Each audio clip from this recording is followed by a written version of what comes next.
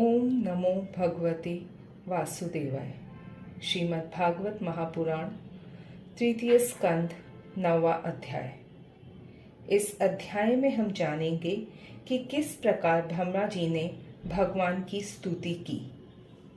ब्रह्मा जी ने कहा, प्रभु, आज बहुत समय के बाद मैं आपको जान सका हूँ। अहो, कैसे दुर्भाग्य की बात है कि देहधारी जीव आपके स्वरूप को नहीं जान पाते। भगवान, आपके सिवा और कोई वस्तु नहीं है। जो वस्तु प्रतीत होती है वह भी स्वरूपतः सत्य नहीं है, क्योंकि माया के गुणों के क्षुभित होने के कारण केवल आप ही अनेकों रूपों में प्रतीत हो रहे हैं। देव, आपकी चित्त शक्ति के प्रकाशित रहने के कारण अज्ञान आपसे सदा ही दूर रहता है। आपका यह रूप, जिसके नाभि कमल से मैं प्रकट हुआ हूँ, सैकड़ों अवतारों का मूल कारण है। इसे आपने सत्पुरुषों पर कृपा करने के लिए ही पहले प्रकट किया है। परमात्मन, आपका जो आनंद मात्र, भेद रहित, अखंड तेजोमय स्वरूप है, उसे मैं इससे भिन्न नहीं समझता। इसलिए मैंने विश्व की रचना करने वाले होने पर भी विश्वातीत आपके इस अद्वितीय रूप की ही शरण ली है। यही संपूर्ण भूत और इंद्रियों का भी अधिष्ठान है। हे विश्व कल्याण में, मैं आपका उपासक हूँ। आपने मेरे हित के लिए ही मुझे ध्यान में अपना यह रूप दिखलाया है। जो पापात्मा विषयासक्त जीव है, वे ही इसका अनादर करते हैं। मैं तो आपको इसी रूप में बार बार नमस्कार करता हूँ। मेरे स्वामी, जो लोग वेद रूप वायु से लाई हुई आपके चरण रूप कमल कोश की गंध को अपने कर्णपुटों से ग्रहण करते हैं, उन अपने भक्त जनों के हृदय कमल से आप कभी दूर नहीं होते, क्योंकि वे पराभक्ति रूप डोरी से आपके पाद पद्मों को बांध लेते हैं। जब तक पुरुष आपके अभय पर्द चरण वृंदों का आश्रय नहीं लेता, तभी तक उसे धन, घर और बंधुजनों के कारण प्राप्त होने वाले भय, शोक, लालसा, दीनता और अत्यंत लोभ आदि सताते हैं, और तभी तक उसे मेरेपन का दुराग्रह रहता है, जो दुख का एकमात्र कारण है। जो लोग सब प्रकार के अमंगलों को नष्ट करने वाले आपके श्रवण कीर्तन आदि प्रसंगों से इंद्रियों को हटाकर लेश मात्र विषय सुख के लिए दीन और मन ही मन लालायित होकर निरंतर दुष्कर्मों को में लगे रहते हैं, उन बेचारों की बुद्धि दैव ने हर ली है। अच्युत उरुक्रम, इस प्रजा को भूख, प्यास, वात, पित्त, कफ, सर्दी, गर्मी, हवा और वर्षा से परस्पर एक दूसरे से तथा कामाग्नि और दुस्सह क्रोध से बार बार कष्ट उठाते देखकर मेरा मन बड़ा खिन्न होता है। स्वामी, जब तक मनुष्य इंद्रिय और विषय रूपी माया के प्रभाव से आपसे अपने को भिन्न देखता है, तब तक उसके लिए इस संसार चक्र की निवृत्ति नहीं होती। यद्यपि यह मिथ्या है, तथापि कर्म फल भोग का क्षेत्र होने के कारण उसे नाना प्रकार के दुखों में डालता रहता है। देव, औरों की तो बात ही क्या, जो साक्षात मुनि हैं, वे भी यदि आपके कथा प्रसंग से विमुख रहते हैं तो उन्हें संसार में फंसना पड़ता है। वे दिन में अनेक प्रकार के व्यापारों के कारण विक्षिप्त रहते हैं, रात्रि में निद्रा में अचेत पड़े रहते हैं। उस समय भी तरह तरह के मनोरथों के कारण क्षण क्षण में उनकी नींद टूटती रहती है, तथा दैववश उनकी अर्थ सिद्धि के सब उद्योग भी विफल होते रहते हैं। नाथ, आपका मार्ग केवल गुण श्रवण से ही जाना जाता है। आप निश्चय ही मनुष्यों के भक्ति योग के द्वारा परिशुद्ध हुए हृदय कमल में निवास करते हैं। पुण्य श्लोक प्रभु, आपके भक्तजन जिस जिस भावना से आपका चिंतन करते हैं, उन साधु पुरुषों पर अनुग्रह करने के लिए आप वही वही रूप धारण कर लेते हैं। भगवान, आप एक हैं तथा संपूर्ण प्राणियों के अंतःकरणों में स्थित उनके परम हितकारी अंतरात्मा है।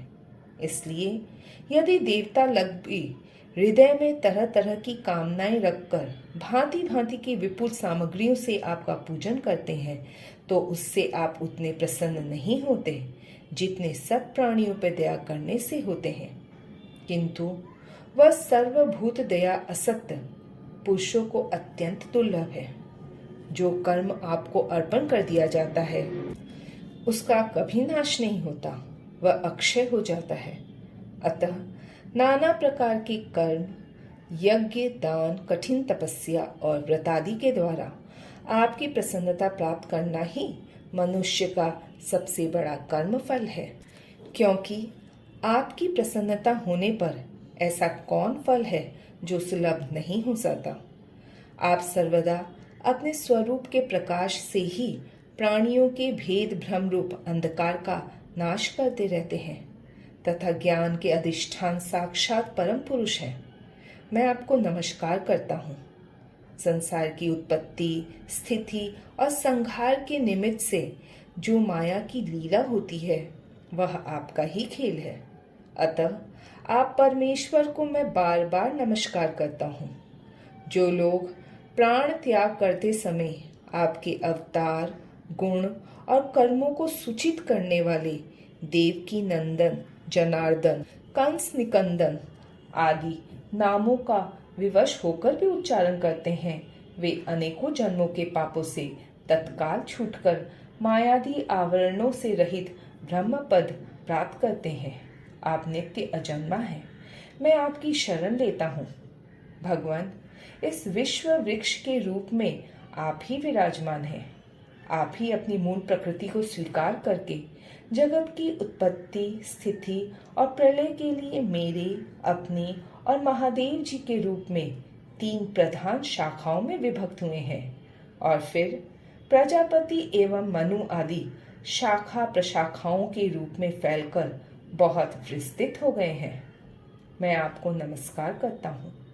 भगवान, आपने अपनी आराधना को ही लोगों के लिए कल्याणकारी स्वधर्म बताया है, किंतु वे इस ओर से उदासीन रह के सर्वदा विपरीत कमरों में लगे रहते हैं। ऐसी प्रमाद की अवस्था में पड़े हुए इन जीवों की जीवन आशा को जो सदा सावधान रह के बड़ी शीघ्रता से काटता रहता है, वह बलवान काल भी आपका ही रूप है। मैं उसे नमस्कार करता हूँ। यद्यपि मैं सत्य लोक का अधिष्ठाता हूँ, जो 2 पर्याय पर्यंत रहने वाला और समस्त लोकों का वंदनीय है, तो भी आपके उस काल रूप से डरता रहता हूँ। उससे बचने और आपको प्राप्त करने के लिए ही मैंने बहुत समय तक तपस्या की है। आप ही अधियज्ञ रूप से मेरी इस तपस्या के साक्षी हैं। मैं आपको नमस्कार करता हूँ। आप पूर्ण काम हैं। आपको किसी विषय सुख की इच्छा नहीं है, तो भी आपने अपनी बनाई हुई धर्म मर्यादा की रक्षा के लिए पशु, पक्षी, मनुष्य और देवता आदि जीव योनियों में अपनी ही इच्छा से शरीर धारण कर अनेकों लीलाएं की हैं। ऐसे आप पुरुषोत्तम भगवान को मेरा नमस्कार है। प्रभु, आप अविद्या, अस्मिता, राग, द्वेष और अभिनिवेश 5 में से किसी के भी अधीन नहीं है। तथापि इस समय जो सारे संसार को अपने उदर में लीन कर भयंकर तरंग मालाओं से विक्षुब्ध प्रलयकालीन जल में अनंत विग्रह की कोमल शैया पर शयन कर रहे हैं, वह पूर्व कल्प की कर्म परंपरा से श्रमित हुए जीवों को विश्राम देने के लिए ही हैं। आपके नाभि कमल रूप भवन से मेरा जन्म हुआ है। यह संपूर्ण विश्व आपके उदर में समाया हुआ है। आपकी कृपा से ही मैं त्रिलोकी की रचना रूप उपकार में प्रवृत्त हुआ हूँ। इस समय योग निद्रा का अंत हो जाने के कारण आपके नेत्र कमल विकसित हो रहे हैं। आपको मेरा नमस्कार है। आप संपूर्ण जगत के एकमात्र सुहृद और आत्मा हैं तथा शरणागतों पर कृपा करने वाले हैं। अतः आपने जिस ज्ञान और ऐश्वर्य से आप विश्व को आनंदित करते हैं, उसी से मेरी बुद्धि को भी युक्त करें, जिससे मैं पूर्व कल्प के समान इस समय भी जगत की रचना कर सकूं। आप भक्त वांछल कल्प तरु हैं। अपनी शक्ति लक्ष्मी जी के सहित अनेकों गुणावतार लेकर आप जो जो अद्भुत कर्म करेंगे, मेरा यह जगत की रचना करने का उद्यम भी उन्हीं में से एक है। अतः इसे रचते समय आप मेरे चित्त को प्रेरित करें, शक्ति प्रदान करें, जिससे मैं सृष्टि रचना विषयक अभिमान रूप मल से दूर रह सकूं। प्रभु, इस प्रलयकालीन जल में शयन करते हुए आप अनंत शक्ति परम पुरुष के नाभि कमल से मेरा प्रादुर्भाव हुआ है और मैं ही आपकी ही विज्ञान शक्ति अतः इस जगत के विचित्र रूप का विस्तार करते समय आपकी कृपा से मेरी वेद रूप वाणी का उच्चारण लुप्त न हो। आप अपार करुणा में पुराण पुरुष हैं। आप परम प्रेममयी मुस्कान के सहित अपने नेत्र कमल खोलिए और शेष शैया से उठकर विश्व के उद्भव के लिए अपनी सुमधुर वाणी से मेरा विषाद दूर कीजिए। श्री मैत्री जी कहते हैं, विदुर जी इस प्रकार तप विद्या और समाधि के द्वारा अपने उत्पत्ति स्थान श्री भगवान को देखकर तथा अपने मन और वाणी की शक्ति के अनुसार उनकी स्तुति कर ब्रह्मा जी थके से होकर मौन हो गए।